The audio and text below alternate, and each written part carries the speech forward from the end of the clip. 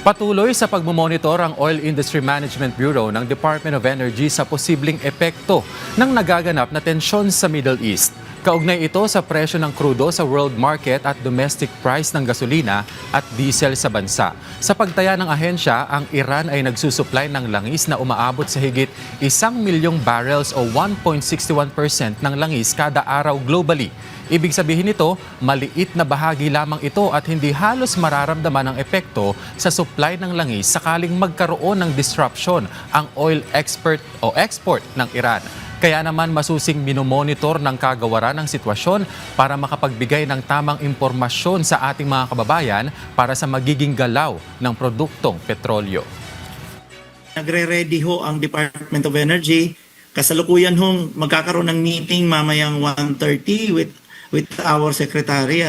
Pag-uusapan ho with oil companies ang sitwasyon ng supply. Primary ho ang consideration sa magkaroon ho tayo ng sufficient supply.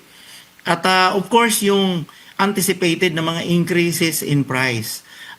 Doon sa increases in price, may mga usapin ho dyan na itutuloy ho ng mga oil company yung kasalukuyang ini-implement na mga discount programs para ho makabawas tayo 1 to 5 pesos per liter sa tulong na lang ho natin sa ating mga kababayan